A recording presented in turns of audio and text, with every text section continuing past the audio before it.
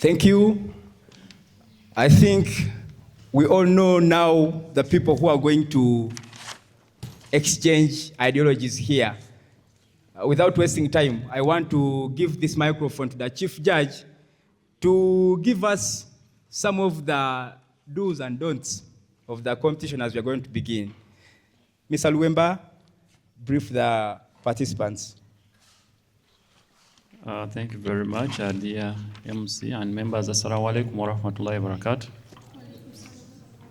I take the opportunity to welcome the members to this great day. It has been a long journey, and seeing ourselves here, I think it is already a success. Even if you don't turn out to be number one, consider yourself to have succeeded, because there are quite a number of other colleagues who have not managed to make it this far. I thank the team, this side, for also being with us here and accepting to be part of this journey. That aside, we are behind on time, so one, we are going to be very brief. Brief as in not 8 minutes, but 5 minutes each. And then two, I request that the mic is extended to the members so that you read to us the motion that you have before you, to be sure that we are on the same page. And then three, after that, I think we shall be good to go, unless the colleagues have a word to say or to the members. Okay, let me request that the mic is extended to the members. First speaker to read to us the motion that you have, so that we are sure we are on the same page, we have the same motion. Thank you. Thank you. Today's motion states that Ugandan media has failed to adequately amplify the voices of youths in the fight for socio-economic transformation. Thank you. Okay, thank you.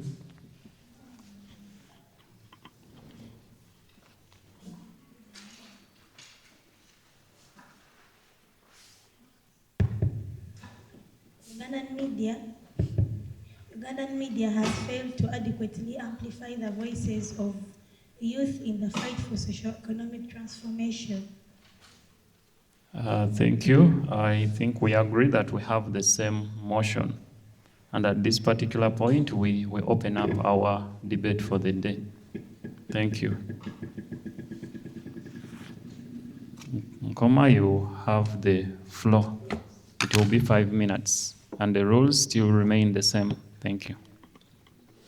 Our motion for today states that Ugandan media has failed to adequately amplify the voices of youths in the fight for socio-economic transformation. Now, Chair, allow me to show you the necessity of this motion today. We bring this motion today because Uganda is a young country. Over 75% of our population is under 30. Yet when we talk about jobs, agriculture, innovation, unemployment, mental health, and governance, the people who will live with the decisions for the next 50 years are talked about, not talked with. If socio-economic transformation means moving Uganda from poverty to prosperity, from dependency to innovation, then youth must be at the center of that conversation. Media is the biggest amplifier in our country. It sets agendas, shapes policy, and tells a national story.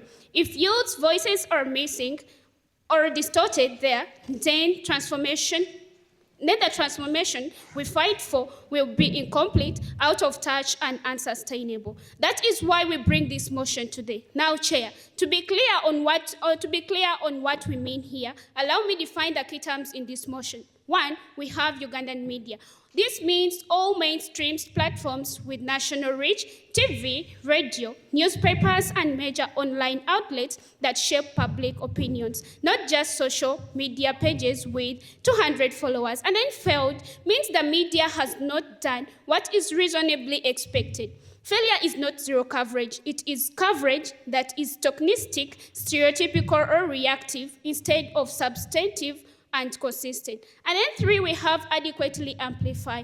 This means to give youths regular, serious agenda setting space, not 2 minutes on Youth Day, not only when there is a protest or a scandal, but as experts, entrepreneurs, farmers, and policy voices. And then voices of the youths here means young Ugandans aged 15 to 35 with ideas, lived experience, and solutions on issues like unemployment, agribusiness, technology, climate, and governance. And then, Chair, we also talk about the next key term in our motion is fight for socio-economic transformation. This is the deliberate effort to change Uganda's economy and society, creating jobs, improving livelihood, and building a productive nation. Youths are both the biggest victims of current problems and the biggest drivers of solutions. The burden is very clear, Chair.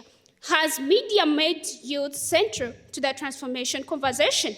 We ask you to judge us on these three things. One is representation.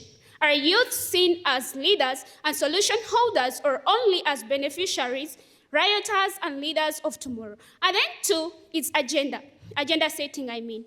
Who decides what issues about the economy get discussed? Are youths prioritized like other programs like startup fundings, digital jobs, and skills training that are given prime time? And then three is the impact. Does media coverage translate youths into youths that should be consulted by government, investors, and communities, or they are still left outside the house? If media fails on these three things, then it means it has failed to adequately amplify youths in the transformation fight. Chair, our burden of proof today is we are going to prove to you that there is insufficient and poor quality coverage of youths on socio-economic issues. We will show that when youths appear, it is during crisis or in entertainment, not in policy and business segments. And then two, we are going to show that this failure has real consequences for Uganda's transformation. We will show that ignoring youth's voices leads to policies and programs that miss the mark because they are made without people they affect most. And then three, the media as the key amplifier bears responsibility for this gap. We are going to show you that. We will show that it is not just about youth not speaking, it is about media and not creating the space, mentorship, and platforms for them to speak meaningfully. The opposition must prove that voices are already central, consistent, and influential in mainstream media's coverage of Uganda's economic transformation. Chair, we base this debate on three quotations. And quotation one is, media coverage is stereotypical. Youths are framed as TikTokers, border riders, or protesters. They are rarely framed as agripreneurs, innovators, or I'm proud to propose. Thank you.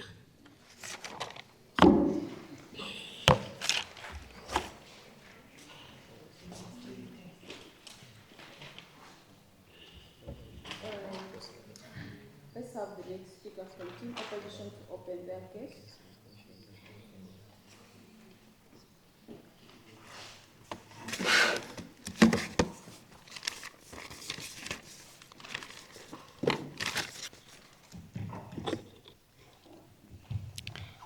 I respect the panel.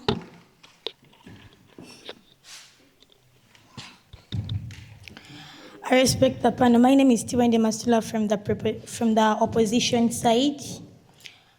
Negating the resolution which states that Ugandan media has failed to adequately amplify the voices of youth in the fight for socio-economic transformation, and really, it has not failed. We agree that more can be done to say that Ugandan media has failed and is inaccurate, but we see that media has adapted. Youth are now producers of media, not just consumers, from covering youth protests to profiling youth CEOs, from radio talk shows to reposting TikToks. The media is reflecting youth voices. The challenge now is for youth to use these platforms strategically for socio-economic transformation. The problem is not with the amplification of voices, but we see that the challenge we are living now is for the youth to use these platforms strategically for socio-economic transformation. I would like to break down the resolution. Ugandan media, it means all mainstream communication platforms operating in Uganda, TVs, radio, newspapers, online news outlets, and influential digital platforms with national reach. Then failed, it means complete breakdown. We will show there is evidence of success, so failed is an exaggeration, and adequately to a satisfactory level. It means reasonable performance within media constraints, not perfection. We will argue that the level is satisfactory given current resources and youth output. That amplify, it means giving platform plus reach. We see that media has given both radio and TV time and digital reach. Then fight for socio-economic transformation. We see that this means improving both the social well-being and economic power of youth. It's about jobs, money, rights, and participation. And we see that the Ugandan media has performed youth talking about all of this, has platformed youth talking about all of this. Our burden today is that we don't have to prove that media is perfect, but we have to prove that media has not failed, there is amplification happening, and that the real failure is outside media. So ranking media as failing is not is really exaggeration. Then today we see that we are going to prove to you that the media is already amplifying the youth voices. And our points today are media already amplifies youth voices, and the real failure is outside the media. Therefore, media should not be blamed for youth amplification. No, media should not be blamed. The first point is Ugandan media, both traditional and digital, regularly gives youth space to speak on jobs, innovation, and governance. It intentionally creates youth-focused content and platforms, for example, youth talk shows, entrepreneurship segments, and correspondence. These youths report to social media platforms with youth influencers. The evidence we are having is we are having dedicated shows where we have NBS Youth Voice, NTV The Beat, Capital Gang Youth Edition, Bukede's Youth Biz are all platforms built specifically for youth to discuss employment, agribusiness, and PDM. Then we're having the digital media. 90% of youth amplification today happens on TikTok, X, and YouTube. Creators like Marshals, Kalunji, and youth activists go viral first, then mainstream media picks it up. The impact in this is that youth can't say media has failed when it's literally broadcasting youth voices every week. Youth voices reach national audiences. Youth issues become part of public debate. Youth innovators gain visibility, which attracts investors, partners, and policymakers. This is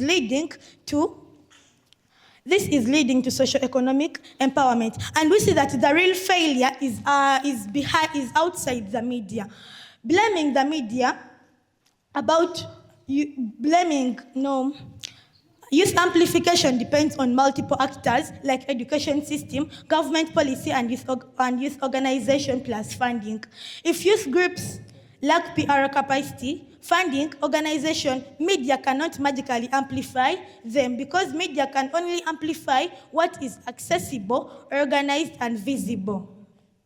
Media's role becomes the ecosystem, not the role determinant. Why are we saying that the real failure is behind the media? We see that the real failure is organization and policy, not microphones and media. Youth have microphones. What they lack is organization, funding, and policies that turn talk into transformation. The evidence we are having the funding bottlenecks. Government programs like PDM and Emyoga are announced on UBC and all radios, but youth can't access the money due to bureaucracy and delays at circle level. That's not the media's fault. So the real failure is outside the media. Then we see that there is no unified agenda. I rest my case.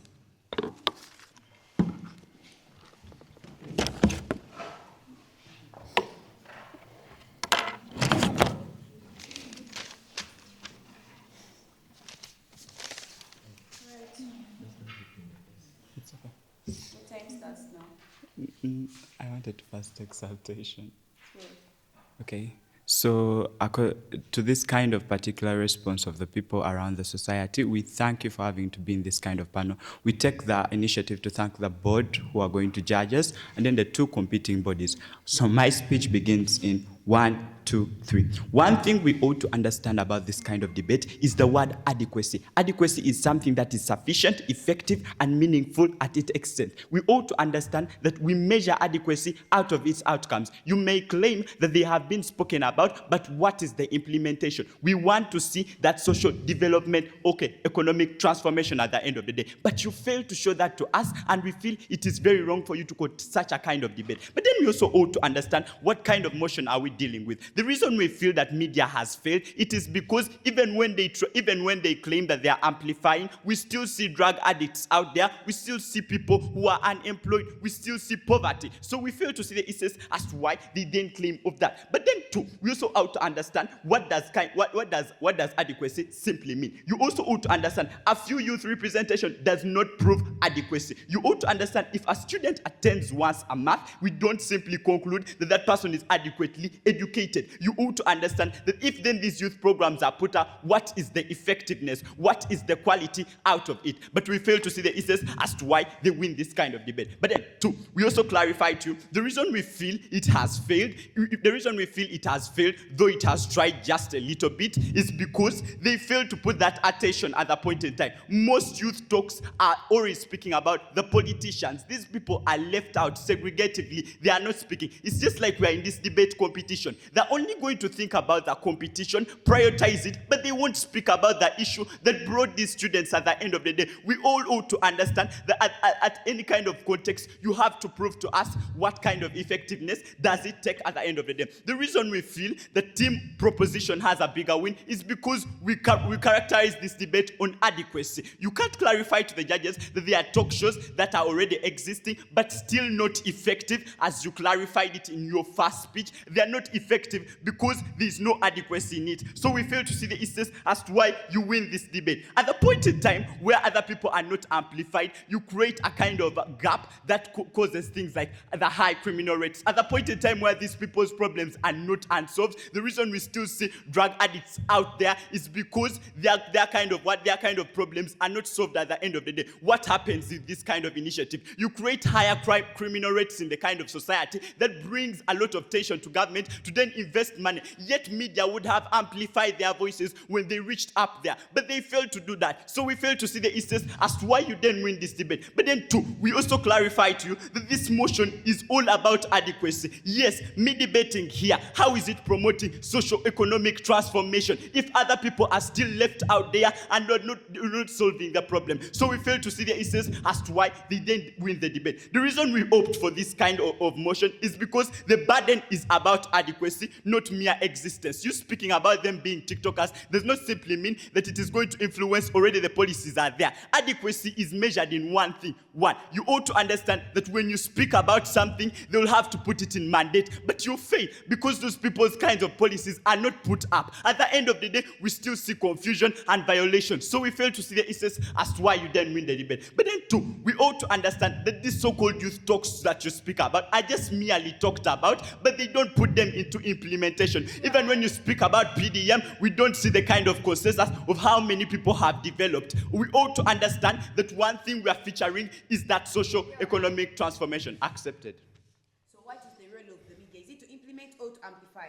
It is to amplify, just as the motion clarifies to you. It is to amplify, because if you have a watchdog that is in society, able to see what is happening and able to amplify the voices, then that simply means the policies will reach to the what? To the stakeholders. But then when you fail on that kind of instance, we feel that you create a kind of lagging in society. So we fail to see the instance as to why you then win this kind of debate. But then two, we also then clarify to you the reason these kinds of youth are still becoming drug addicts is because amplification is not available. If then amplification was available, try giving us evidence that those kinds of drug abuses that are out there are still existing, and give us critical evidence that it has indeed changed the society as you amplify your voices here at a debate occasion. But then two, we also clarify to you that even when they give them let's take a simple conclusion. We also ought to understand that the government indeed provides the money efficiently needed for these medias to carry out this kind of specific occasion. But at the end of the day, we don't see any change, because even when they speak of it, it is not amplified. It doesn't solve the problem in the society. So we fail to see the instance as to why they win this debate. One thing you ought to understand for this kind of debate, amplifying is not just merely speaking about it. It is influencing the policy stakeholders. If you fail on that, then you can't prove this debate. We speak about adequacy. You're speaking about things like bureaucratic. Things cannot be bureaucratic when the amplification is not around. So we fail to see the instance as to why you win this debate.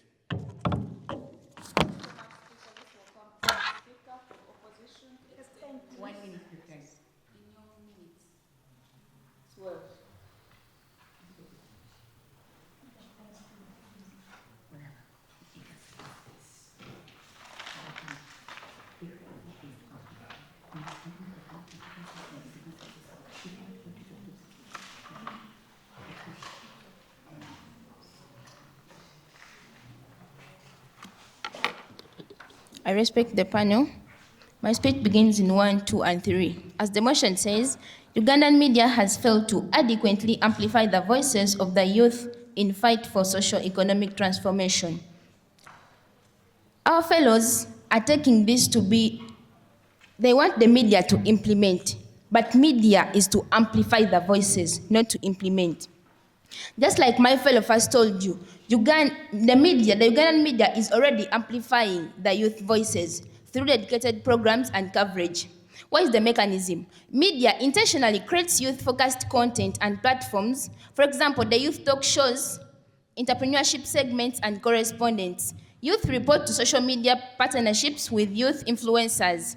And the impact is the youth voices reach national audiences, making their issues to become part of the public debate. The youth innovators will gain visibility. Which attracts investors, partners, and policymakers. Media is hoping to include youth perspectives into Uganda's development. And here is the evidence. Programs like NTV Youth Voice are weekly programmed, dedicated entirely to Youth Galaxy, FM, Youth-Centered Radio Context, NBS Youth Voice are all platforms specifically built for youth to discuss employment, agribusiness, and PDM, including their youth issues. The media, as team negators, we say, if you say that media has failed, you have overtermed it, because media is already amplifying the voices of the youth. But still, in the long run, media can't be blamed alone. We have other factors, like government policy, youth organization, and funding also matter a lot. We say media can only amplify what is accessible, organized, and visible. If there is unfair, it is therefore unfair to say media has failed, because the youth's visibility depends on multiple factors, not only the media. If the youth groups lack capacity, funds, organization, media cannot magically amplify this. If these are first put right, because media is already doing its part of putting the youth voices to the national audience, it has already done its part. But there are other factors which are affecting this. For example, there is no unified agenda for the youth. Unlike teachers and doctors, youth don't have one body representing them. Clear research, marked proposals to parliament, media can't report a scattered message, because actually this will have no positive impact. The media is trying to amplify their voices, but as the youth themselves, not organized enough for their voices to be amplified by the media. But if at all they come up with a unified agenda for these youth, the media is already doing it, and if they come up and organize themselves well, what the media is doing will then be seen. Because here, it's not being seen because there are some other factors affecting it. For example, the unified agenda for the youth. But if they come up, organize themselves, the media will do its work. We have implementation gaps. The national youth policy exists. District youth councils exist, but implementation fails at local government. Media reports, but it cannot implement. This is where our fellows are coming to tell us of implementation, yet we are looking at amplification. Media is here to amplify, but not to implement. And the impact is blaming media. Blaming media is blaming a messenger, because the blockage itself is within the system. If you say media has failed to amplify the voices of the youth, yet there are other factors inside which are leading, which are making the work of the media not to be seen. Therefore, we should not blame the media, because indeed it has done its part. Our fellows come and tell us that we have the youth. You're saying media has done its work, not allowed. You're saying the media has done its work, but we are still having the drug addicts around. That's why we are telling you that if at all we had a unified agenda for the youth, those drug addicts, as the youth group, they couldn't be there. And the youth and the media would then amplify their voices together. And so we would really see the impact of what the media is doing. But because of these factors inside, the unfied agenda for these youth, it's causing the labor given by the media not to be seen because of these factors inside. I rest my case.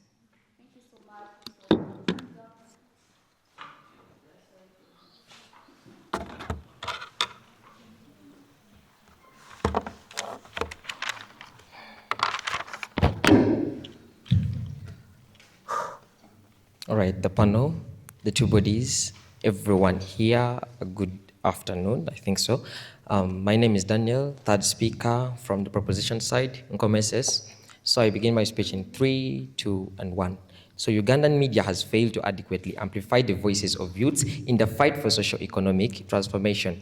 All right, Chair, I think I'm going to be doing some little bit of clarity on this kind of portion here. Well, now, Chair, I think from A1's speech, we came to realize that when we talked about amplification, I think she told you very well that we need to give these guys consistent airtime, we need to give them time for serious coverage, and probably also we give them a seat at the table so that they can go and then speak out issues that are actually affecting them the most. Chair, I think she also told you something like these people here who face the real things outside here. But again, when it comes to the people who are talking about things that actually affect them, it's not them. So they do more of speaking about them, and then they do not do the speaking by themselves. So now, Chair, I think when we look at that, it means that we are failing to adequately actually amplify their voices. Something that team opposition fails to understand. They talk about us implementing. But again, Chair, I think they use AI. They don't even have proper research. When they come to listen to our speeches very well, I do not even think there's anywhere that implementation is coming. So, Chair, I think they have to first show to us what kind of implementation that we are talking about. I thought we were talking about amplification of voices here. Chair,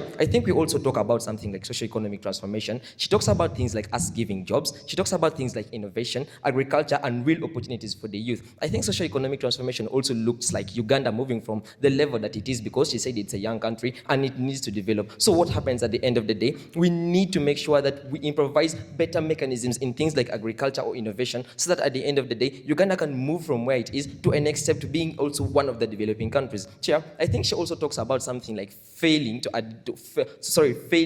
to adequately like amplify their voices. So now, Chair, I think she tells you that putting maybe one show in a week does not mean that that's adequacy. I think what we should get from the other side, Mastula comes and tells to us that, you know what, adequately looks like something to satisfactory. So now, Chair, if at all these other politicians are managing to sit on NBS or NTV every day, probably at 10 p.m.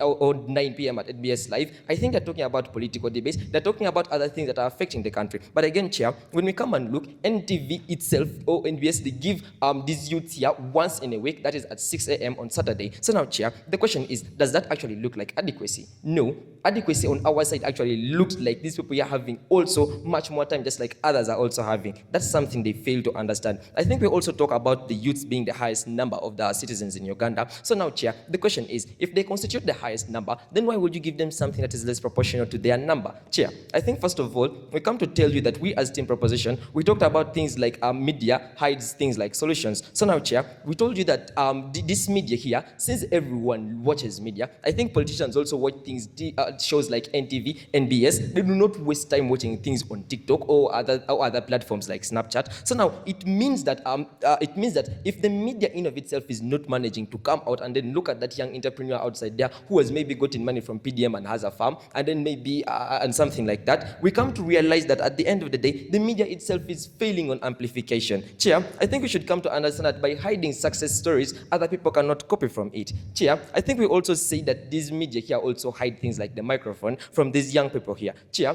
come to understand that as we say that these other talk shows take place and are given much more time than these individuals, these young individuals, to actually speak about what is happening to them. I think it means that we are blocking them, the media is blocking them from the mic. So, Chair, I think on our side, we try to show to you that this media should actually create much more time so that these young entrepreneurs, these young innovators can come and say something out. Chair, I think for someone to go or be hosted maybe on NTV or NBS, first of all, we'll have to have good political connection. Second, we'll have to also pay money for PR. So now, Chair, the question is, someone who has maybe a briquettes business, how will you manage to get that money for PR? I think that is something that media is failing. If media is looking at probably amplifying these young people's voices, they did actually move out to these young people outside here. They did actually give a chance to these young people here to at least make, if it is once, at least they did make it much more, so that these students or these young people can come out and then share different ideas. Chair, I think we're also talking about things like accountability. Chair, come to understand that if we're not given, if these young people are not given spotlight, if they're not given spotlight, then the government does not put pressure. They talk about implementation. I think it's the government that does the implementation, right? So it means that if there's no spotlight for these young people, then the government cannot do any more, cannot have pressure to implement or bring things like what? Transformation. Government announces that funds have gone out for these young people here. That is well and good. But again, the bad thing is that at the end of the day, the very same people who are amplifying that money has been released are those very same media platforms here. So those media platforms, after amplifying that the funds have moved out, have they ever taken the move to go out and then check whether that money has actually been used? Chair, I think they come to fail on that. So now if it has really failed on that, then it means that the media platforms in themselves, they're actually failing. I think when we come to things like maybe engagement, I think I'm going to begin from there. Oh. All right, thank you.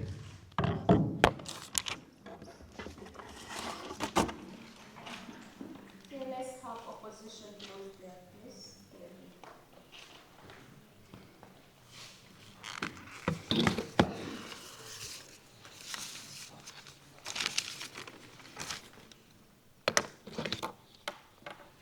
I respect the panel. My name is Taja Shaima, the third negator from Hamden Girls High School. So to start with, I'll talk about what we find in the award, because my role is not to repeat everything that I've spoken. Actually, I'm here just to tell you why the team fails on something and why a team fails on something. First of all, I'll begin with the weighing. In their world, they believe there is adequacy, but what do they understand by adequacy in the motion? For them, what they understand by adequacy is actually making media an ecosystem, not a sole determinant. But understand that now, they're turning media into a sole determinant. They're making it implement instead of amplifying. What do you mean by you want media to first amplify for you and then it has to follow you up, whereby you're shifting the blame from the government and other organizations, those are the multiple actors, to the media, whereby media is doing its part of amplification, thereby you fail on adequacy. We prove to adequacy in our world, whereby we bring to you evidence that NTV has done everything possible. They have put media talk shows, what, you did everything, and we prove to you that. My role is not to repeat, but you had it clearly in my previous speaker's speeches. First of all, they also talk about the accountability in their world. But what is the accountability in their world? The accountability in their world is just making the media being burdened. It's just the accountability in their world is just proving to us that media is not following up the money they're giving up, they're just amplifying. But what is accountability in their world? The media is countering for this, whereby media is just bringing up and amplifying everything where necessary. When the government announces, media is always there to bring out the information. Media is always there to stand up for the youth, whereby they come and talk about that Uganda is talking about, the media is being created, they're only talking about politics. They fail on that. Because when they say they're talking about politics, if you're talking about politics and say it's sure, then that's when you fail. Because if you, as just understanding up for yourself, media cannot amplify anything that is not accessible, visible, and organized. Media is there to amplify something that is already organized. So if the youth lack the PR capacity, media is not going to help them. But media is there to amplify what is already amplifying. So you fail on accountability in your world. And then when you come forth and talk about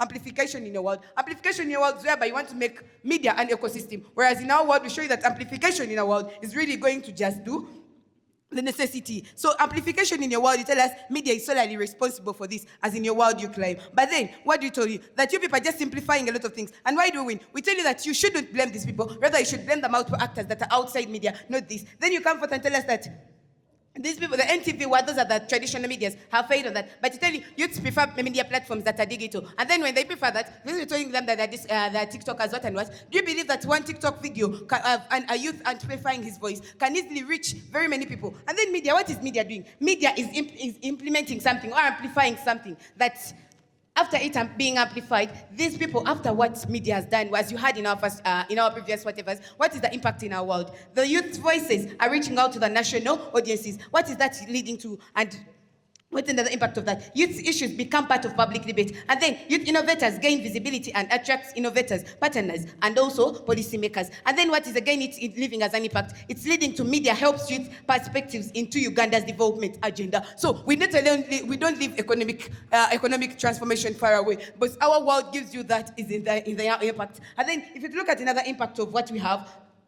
and the impact in this is going to be youth voices use millions instantly when they use this. And also, youths control their narratives without editorial gatekeeping. Because, for example, if youth stand up and use media, like digital media, they're going to also be done that. So this impact is in our world. And when in your world, what is your impact? Your impact is just burdening the media to become your ecosystem, so that it does everything. So, Pan, what is the problem in the motion here?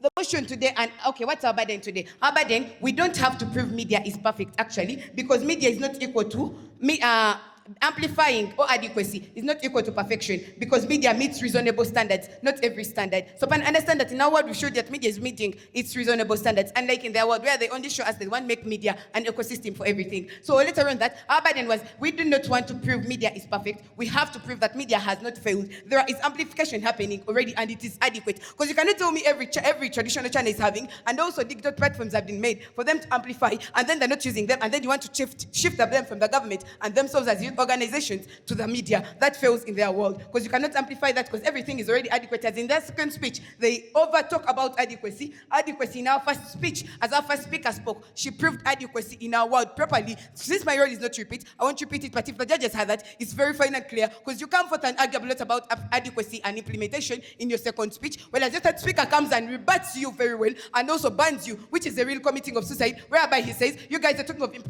amplifying, not in implementation, and your second speech you fail on that. Teamwork is lacking, and that makes you a dead kid. So in my judge, I want to give you something that even if media could do more, saying it has failed is false and unfair.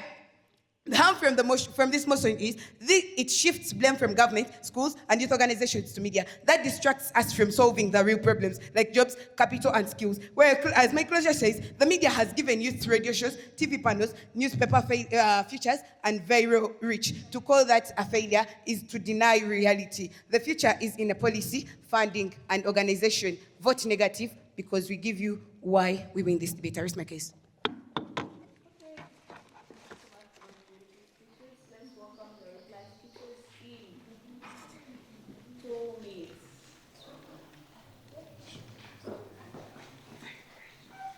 Opposition?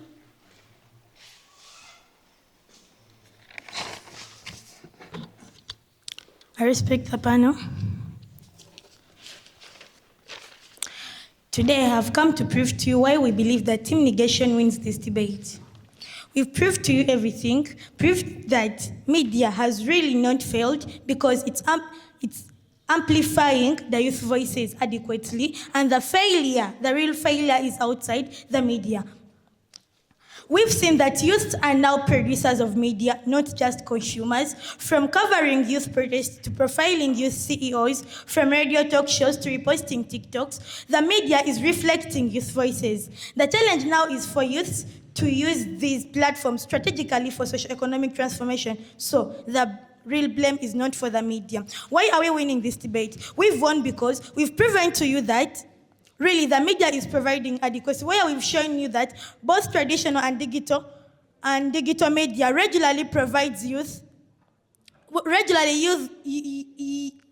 give youth space to speak on jobs, innovation, and governance, which intentionally creates youth-focused content and platforms like talk shows, entrepreneurship segments. And we've shown you that the real problem is outside the media, where we are having organization, funding, policy implementation gap, skills gap, and lack of data, because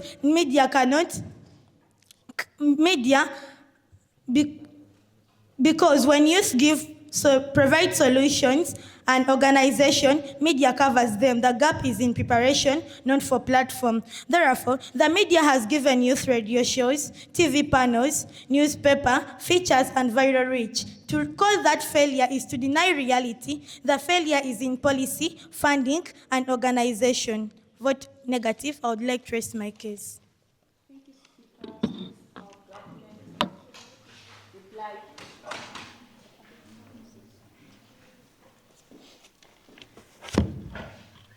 Okay, that was a very beautiful speech. My speech begins in 1, 2, 3. The reason we hit this kind of debate is because, one, they fail on the interpretation of the motion. We have not said that simply their kind of instance is not that, but we are speaking about the effectiveness of what they do up there. If then effective amplification was there, it would then be a mandate or a necessity, but we fail to see that in their speech. They talk about implementation, yet on our side, we speak about amplification. So we fail to see the instance as to why they win this kind of debate. And she even contradicts herself, because even in the first speech, she said that these are national what? These are national medias. Yet at the end of the day, when their third speaker comes in, brings in something like TikTok or platforms, you specifically said national platforms. That's why we then prove to you that these national platforms are not easy to do what? To access. So we fail to see the instance as to why you then win the debate. The reason we fail, we think that this debate is really matched on something that we call adequacy, is because it is better amplification. When you amplify something,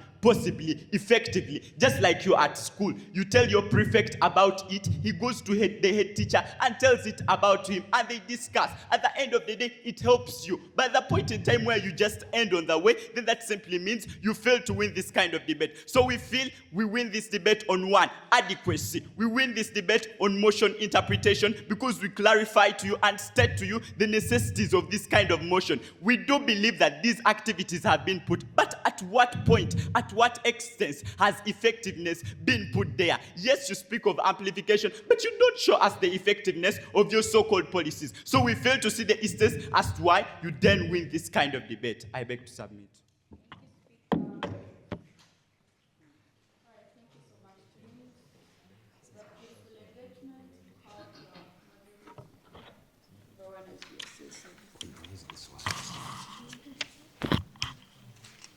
Thank you very much. I thank the members for the wonderful presentations and show of words and reasoning. I will just take 2 minutes off to let the judges do the computation. Then after that, we shall compute everything. Then we'll get back to you in a minute. Thank you.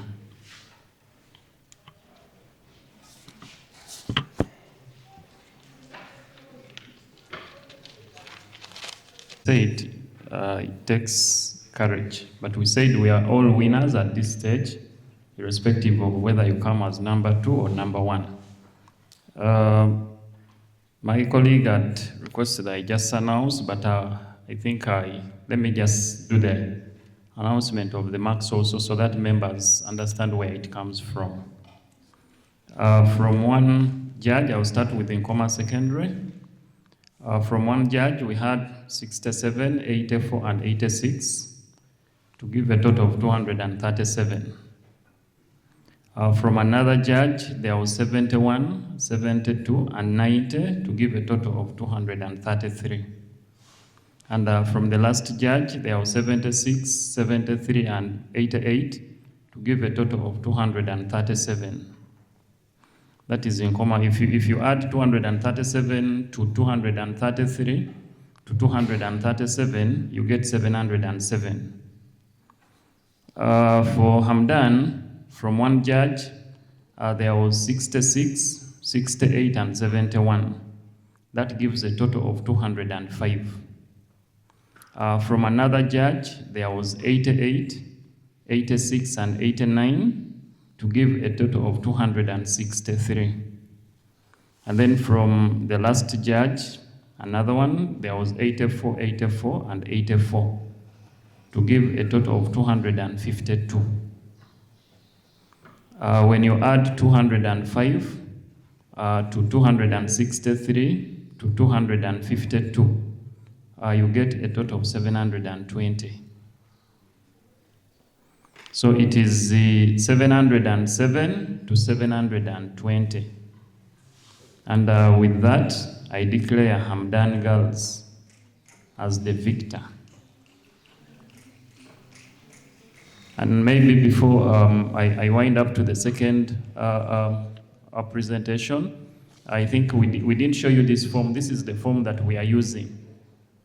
And each of this form has marks against parameters.